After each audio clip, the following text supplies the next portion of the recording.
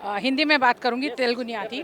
यही बोलूंगी कि अभी केसीआर साहब आए हैं तो इसका ये मतलब है पॉजिटिव साइन है फॉर बीआरएस पार्टी।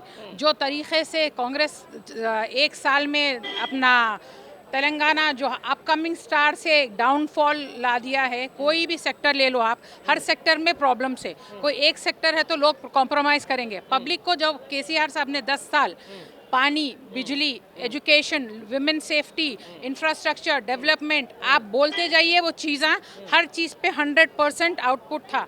अभी क्या हो रहा है, क्या काम कर रही है कांग्रेस, शायद उसी को नहीं मालूम। और सबसे बड़ी चीज़ है सीएम को ही नहीं मालूम कि पार्टी क्या कर रही है, अपना तेलंगाना कहाँ पे जा रहा है। जो भी बोलते हैं फेक बोलते हैं, वो बोलते एक हैं, प्रेस रिलीज एक होती है। और अब तो एक हद कर दिया उन्होंने, आईपीएस ऑफिसर और आईएएस ऑफिसर को ही बदनाम कर दिया, ये बोल कर एसी में बैठते हैं। वो एसी में बैठते हैं, कम से कम तेलंगाना में बैठ के काम करते हैं। ये तो एसी एरोप्लेन लेकर दिल्ली जाते हैं, तेलंगाना को तो भूल गए हैं। तेलंगाना जब बात करते हैं तेलंगाना की, तो तेलंगाना किसने बनाया, तेलंगाना कैसे बना और तेलंगाना क्यों आया, ये सबसे बड़ा सवाल तो पहले सीएम साहब देना चाहिए। क्योंकि जो अपने स्टेट के लोग हैं वो पूछ रहे हैं कि सीएम कहाँ है। जहाँ पे किसानों को पानी नहीं है वहाँ पर सीएम नहीं है, जहाँ पे रायट्स होते हैं वहाँ पे सीएम का प्रेस रिलीज नहीं आता, लोग घर में जाके गुंडागर्दी करते हैं, वहाँ पे पुलिस काम नहीं करती। मगर पुलिस बहुत एक्टिव रहती है, जहाँ पर आप केटीआर को बोलो पुलिस तैनात हो जाती है। किसी का रोड पर खून करो वहाँ पर पुलिस नहीं आती, औरतों पे हमला होता है वहाँ पर पुलिस नहीं आती। तो पुलिस है कहाँ? अभी आप देख रहे हैं तेलंगाना भवन के बिल्कुल पीछे कमांड एंड कंट्रोल सेंटर है। केसीआर साहब जब कमांड और कंट्रोल सेंटर बना, वो शायद एक ही दिन इनॉग्रेशन के वहाँ बैठे। अब सीएम रेवंत रेड्डी हर 2 दिन को कमांड एंड कंट्रोल सेंटर में बैठ रहे। या तो उनको डर है कि तेलंगाना भवन में कोई साजिश चल रही जिससे उनका पल्ला गिर जाएगा, या तो फिर उनको ये चाहिए कि सेक्रेटेरिएट में, जब उन्होंने बोलते हैं केसीआर साहब सेक्रेटेरिएट में नहीं बैठते तो वो आकर कमांड कंट्रोल रूम में क्यों बैठ रहे हैं।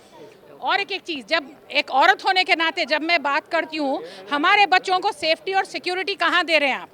आए दिन रोड पे खून होता है। अभी परसों छोटी सी बच्ची को उसके बाप की वजह से पत्थर मार के वो बच्ची की हत्या हो गई है। इस पर आपका बाइट नहीं है। किसान आत्महत्या कर रहे, उस पर आपका बाइट नहीं है। सालों से जब किसान आत्महत्या कर रहा था, सिर्फ केसीआर साहब की सरकार आने के बाद आत्महत्या का नाम मिट गया था तेलंगाना से। अब टीचर्स, डॉक्टर्स, किसान, हर जना आत्महत्या कर रहा। क्यों कर रहा है भाई? ये वापस आपने काला जो ब्लैक डेज ऑफ तेलंगाना थे, आपने वापस तेलंगाना को दिया है। आप आए यहाँ पर बोलकर केसीआर के साथ के बारे में झूठ बोल बोल कर आए, तो अब वो झूठ तो आप ही के ऊपर आ रहा है ना। आप जितने वादे किए, 6 गारंटी बोले, 420 बोले, तो 420 तो 420 ही आपने तो लोगों से कर ली। धोखा दे के आपने इलेक्शन जीत लिया, मगर एक साल में आपने जो दिखाया लोगों के सामने, आप ही झूठ बन गए। आप ही सबसे बड़े 420 है इस देश के, और सबसे बड़े 420 आपको साथ देने वाले राहुल गांधी है, जो दिल्ली में बैठ के सिर्फ देख रहे हैं तेलंगाना के बर्बादी का तमाशा। मगर तेलंगाना के लिए ना आप कुछ कर रहे हैं ना राहुल गांधी कर रहे हैं। तो ये बहुत अफसोस की बात है। कांग्रेस जो इतनी अच्छी पुरानी पार्टी थी, जिसने देश को चलाने का मुहिम उठाया था, आज उन्होंने तेलंगाना को बर्बाद कर दिया। तेलंगाना का डेवलपमेंट, हर चीज़ उन्होंने निस्त नाबूद कर दिया। सिर्फ बसों फ्री देकर लोगों को बेघर कर दिया, लोगों के घर तोड़ा दिए, हॉस्पिटल में एक्सपायरी दवाएं हैं, बच्चे जहर का खाना खा के मर रहे हैं। इस पर आप कुछ नहीं बोल रहे हैं, आप सिर्फ झूठे वादे बोल रहे हैं। हर औरत को आपके बैंक में आपने 2500 लगाया था, 2 रुपये भी नहीं डाले आपने। तो ये सब चीज़ें लेकर अब जब जीएचएमसी इलेक्शंस आ रहा है, जब आप देखेंगे कि आपको कितनी बड़ी शिकस्त मिलेगी, क्योंकि आपने जो जो बोला है आपने वो नहीं किया है। तो इसी बात पे मैं कहूँगी, आज भी हम तेलंगाना भवन में आए इसीलिए ताकि केसीआर साहब के हाथ मजबूत हो और फिर से बीआरएस पार्टी जीते। बहुत बहुत शुक्रिया। నా వయసు 80 ఏండ్లు. నా పేరు జయదేవ్. 69 పోరాటంలో 4 బుల్లెట్లు తప్పించుకున్నా. నేను తెలంగాణ కొరకు from the beginning life 15 years నుంచి కొట్లాడినా.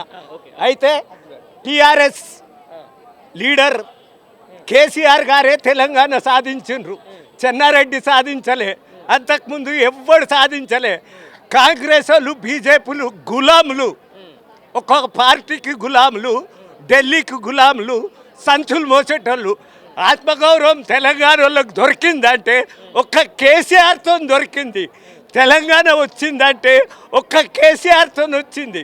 మేము సఫరర్సుము. 20 కోట్ల ఆస్తి పోగొట్టుకున్నాము. అయినా కూడా మేము కేసీఆర్ ఎంబడే ఉంటాము. మమ్మల్ని కాంగ్రెస్ బీజేపీ 20 కోట్ల ఆస్తి పరువుని రోడ్డుకు తెచ్చింది. అయినా మేము కేసీఆర్ ఎంబడి ఉంటాము. కేసీఆర్ కొరకు రక్తం చిందిస్తాము.